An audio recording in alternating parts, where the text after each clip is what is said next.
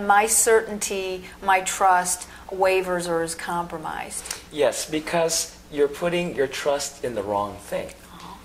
So when we think of trust, what do we normally think of trusting? Well, we think of trusting our parents, or if we're little kids, trusting our teacher, trusting our partner, trusting the person who knows the most, you know, trusting the strongest person, trusting the leader, trusting a book, trusting an expert.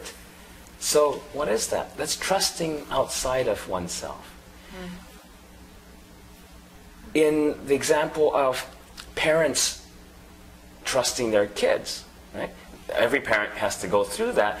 Do we trust this kid, this child? And, well, they don't have a very good track record in this situation, so we can't trust them until they earn the trust. And that's very tough. Why? What is the real underlying problem with it is we have to trust in ourselves.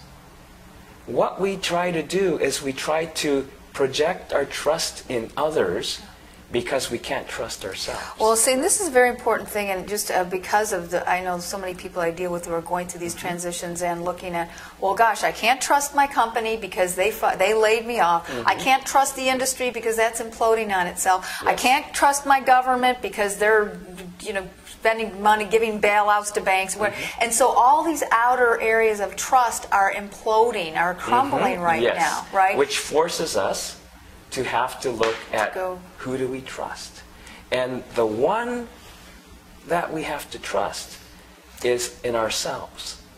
And if we don't trust ourselves, we try to put our trust in everyone else and everything else, and we get really upset and angry when they betray our trust. If we place our trust in anything that changes, okay, the trust is going to be betrayed whether anyone intends it or not. Even the best of the person, the most honest person, may turn left when you trusted that they were going to go straight. Right. And what if, and I know this is more true for men who have lost their jobs from women, just statistically it's shown women and men are a little wired differently, particularly for men, but to some extent for women.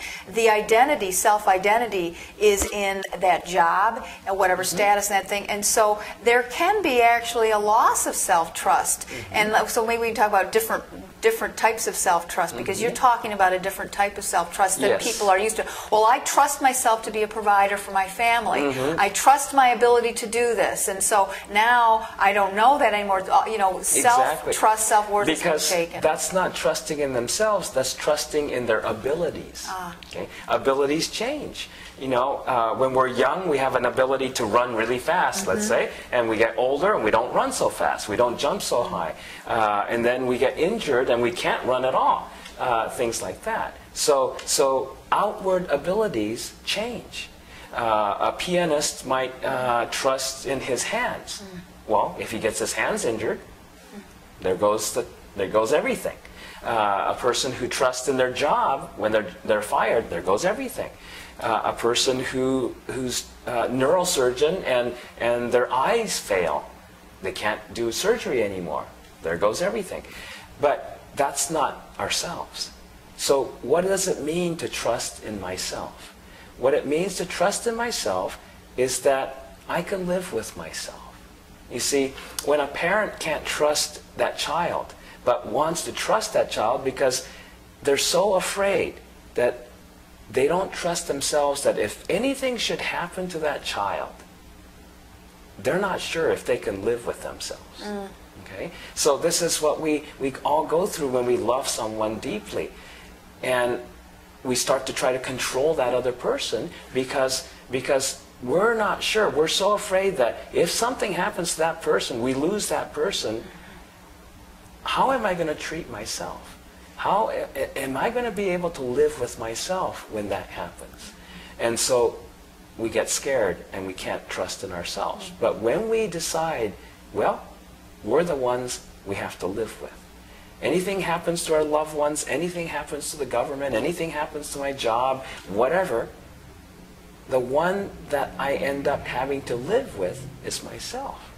And if I know that I will treat myself with compassion and kindness, with laughter and joy, I will trust myself. Yeah, and so then it's coming to I'm validating spirit, which is what we started off with, because how we're defining self becomes different. Self is not my social self, my professional self.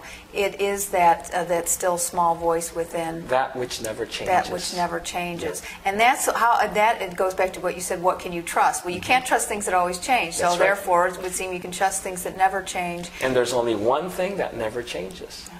That's oneness. The one thing that never changes is that which is. There's no beginning, there's no end.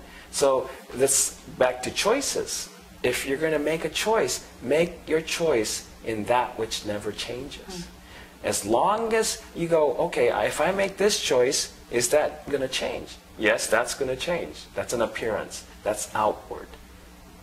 You have to make the choice in that which never changes. Then you'll find that everything you do is going to work. Just like in my hospital experience, everything. It didn't matter if I was dealing with a spiritual healer, a medical doctor, medication, surgery, or laying on of the hands. It didn't matter because I was in that still point and within myself, and nothing changes there. Everything around me changed. But I had no lack of anything because I was right there with myself. And I knew I could live with myself no matter what happened. There's something, and we're kind of going progressively through, and you're talking about qualities of spirit. And, you know, so I'm thinking of like simple ways that people can start this, because validating, you know, myself as spirit, I mean, it can be a little esoteric. Exactly. And then you talk about qualities of spirit, and, you know, you mentioned like things like patience and this. I know a teacher once, he would put out these almost qualities of spirit, almost like little sutras, like, you know, compassion, grace, elegance. And I found like even just dropping those into my consciousness kind of does what you're talking about, which is when you said what you put your attention on grows, basically. You didn't say it in those words, but it's the same. And so maybe you can speak of that. Those are simple little practices that somebody can do in the midst of their regular life. Well, again, spirit never changes. There's no beginning and end. So what are some of the qualities that we give names to, like compassion? Compassion never changes. Compassion, a person, if you've ever experienced, when you're in a place of need or challenges or pain or whatever, and you're around a person who's very compassionate, that compassion is steady. There's a steadiness there. Peace is steady. Kindness is steady. Kindness isn't somebody jumping up and down and trying to shove kindness at you. Here, take some. And so anytime you find any quality of spirit, it's a steadiness. It doesn't change. And to start to put yourself into preparing to experience that, you have to ground yourself. Because what are the things that we experience that change all the time? Our emotions change, our thoughts change, our physical bodies change. And so what's changing is all this tidal currents of energies that are going around and going in our bodies. If we ground ourselves, which is a connection, just like electrical appliances, computers, you know, you have to have a grounding circuit so that if there's an energy surge, electrical surge, the excess just gets grounded off and it doesn't hurt the appliance. And so this